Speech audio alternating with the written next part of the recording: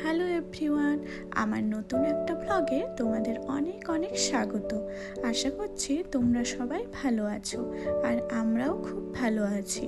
তো চলো আজকের ব্লগটা তোমাদের সাথে শেয়ার করি, দেখতে থাকো, আশা করি ভালো লাগবে। আজকে চলো তোমাদের সাথে সেদিনের ব্লগটা শেয়ার করি, যেদিন আমরা নিউজিল্যান্ড আসার উদ্দেশ্যে পাড়ি দিয়েছিলাম। আজকে সকাল থেকে পুরো দিনটা ভালোই হেকটিকের মধ্যে কেটেছে, জানো তো। এত ব্যাগ গোছানো, যদিও বা অনেক দিন থেকেই আমাদের শপিং ব্যাগ গোছানো চলছেই। যতক্ষণ না বাড়ি থেকে বেরোতে পারছি, কিছু না কিছু একটা মনে পড়ে যাচ্ছেই। এই কয়দিন একটুও আমরা ভালো করে রেস্ট পাইনি। তো দেখো, এদিকে আমরা এয়ারপোর্টে পৌঁছে ইমিগ্রেশন, সিকিউরিটি চেকিং সব কিছুই হয়ে গিয়েছে। এরপরে ফ্লাইটে ওঠার পালা। তো চলো, আমরাও ফ্লাইটে বসে পড়েছি। আর এই ফ্লাইটটা আমাদের সিঙ্গাপুর অবধি রয়েছে। এখন টানা পুরো 5 ঘন্টা। আবার সিঙ্গাপুরে 2 ঘন্টার মতো লেওভার রয়েছে। তারপরে সিঙ্গাপুর থেকে অকল্যান্ড পুরো 10 ঘন্টা। আর এইদিকে আমাদের প্রায় 35 মিনিটের মতো ফ্লাইট ডিলে ছিল।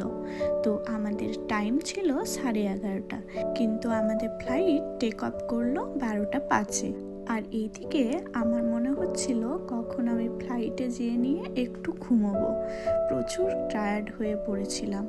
আর দেখো, পুরো কলকাতাটা কি সুন্দর দেখতে লাগছে, চারিদিকে পুরো লাইট আর লাইট। তো চলো, কিছুক্ষণ ফ্লাইটে বসে থাকার পর দেখো আমাদের খাবারও চলে এসেছে। আমার জানো তো খুব একটা খিদে পাইনি, ওই এয়ারপোর্টে বার্গার খেয়েছিলাম তাই। তো এখানে দেখো খাবার বেশ ভালোই দিয়েছিল, আমি একটু খেয়ে নিয়ে আবার ঘুমিয়ে পড়েছিলাম। আর দেখো, আমরা এরপর সিঙ্গাপুরে ল্যান্ড করব। আর আমাদের কাছে নেক্সট ফ্লাইটের জন্য মাত্র 1.5 ঘন্টা সময় রয়েছে। আর এদিকে সিঙ্গাপুর এয়ারপোর্টটা এতটাই বড় যে অনেকটাই টাইম লেগে যায়। আর এর আগের বারে আমরা সিঙ্গাপুর এয়ারপোর্টটা বেশ ভালো করে ঘুরেছিলাম, যদিও বা সব কটা পয়েন্ট আমাদের দেখা হয়নি। তাই ভেবেছিলাম 2 ঘন্টা টাইম রয়েছে, তো যেগুলো আমরা আগের বারে দেখিনি সেইগুলো এইবারে ফুলফিল করে নেব। কিন্তু ফ্লাইট ডিলে থাকার কারণে আমাদের অনেকটাই লেট হয়ে গেছে। আর এইদিকে স্ক্রিনে শো করছে যে বোর্ডিংও শুরু হয়ে গেছে আমাদের ওই ফ্লাইটের জন্য। তো আমাদের হাতে একদমই সময় নেই। তাই আমরা স্কাই ট্রেনে করে টার্মিনাল 3-তে যাব। এখন আমরা টার্মিনাল 2-তে রয়েছি। আর টার্মিনাল 2 থেকে 3 যদি হেঁটে যাই অনেকটাই সময় লেগে যাবে আমাদের।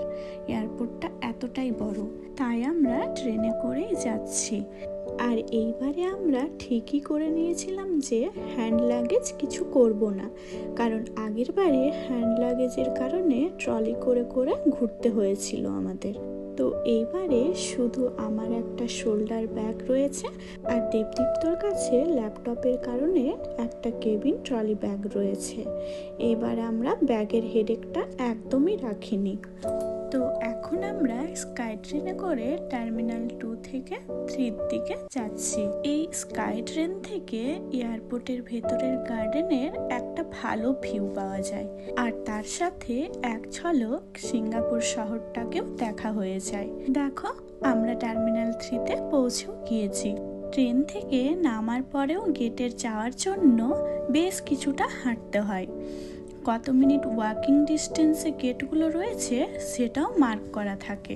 রাস্তার দুপাশে বিভিন্ন ইন্টারন্যাশনাল ব্র্যান্ডের আউটলেট রয়েছে। দেখতে দেখতে হাঁটতে হাঁটতে পৌঁছে গেলাম আমাদের ফ্লাইটের গেটে। আমাদের বোর্ডিং কমপ্লিট হয়ে গেছে। এই ফ্লাইটটার ফ্লাইট টাইম প্রায় 10 ঘন্টা। প্রথমে মনে হতো যে 10 ঘন্টা কি করে ফ্লাইটে কাটাবো। আগের বারে মনে হয়েছিল ফ্লাইটে 10 ঘন্টা একটানা বসে থাকা খুব বোরিং একটা ব্যাপার, কিন্তু এই ফ্লাইটগুলোর হসপিটালিটি খুব ভালো। দেখতে দেখতে 10 ঘন্টা কেটেও গেল, আমরা ফাইনালি অকল্যান্ডে নেমে পড়লাম। এরপরে একটা বড় কাজ রয়েছে, ইমিগ্রেশন আর লাগেজ স্ক্যানিং। নিউজিল্যান্ডের বায়ো সিকিউরিটি চেকিংটা মাইনুটলি ফলো করে। এখানে এন্ট্রি করার আগে একটা ডিক্লারেশন ফর্ম ফিল করতে হয়। এরা নিউজিল্যান্ডের বায়োডাইভার্সিটি যাতে হ্যাম্পার না হয় সে বিষয়ে ভীষণ কেয়ারফুল। যাই হোক, ইমিগ্রেশন চেকিং আমাদের কমপ্লিট হয়ে গেছে। এখন অকল্যান্ডের ঘড়িতে বাজে রাত্রি 11টা। তো চলো, আমরা প্রচুর টায়ার্ড এখন মনে হচ্ছে বাড়িতে যেয়ে নিয়ে ফ্রেশ হয়ে নিয়ে শুয়ে পড়ি। আমাদের ক্যাব বুক করা হয়ে গেছে। এখান থেকে প্রায় 20-25 মিনিট মতো লাগবে। আর এইদিকে ভাইয়ারাও আসছে আমাদের সাথে মিট করতে।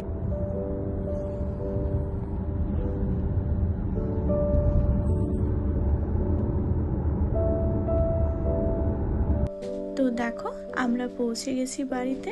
এরপরে আবার নিউজিল্যান্ডের ভ্লগ আসছে তোমাদের কাছে।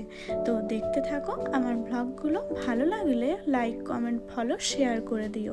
আজকের মতো এই পর্যন্তই।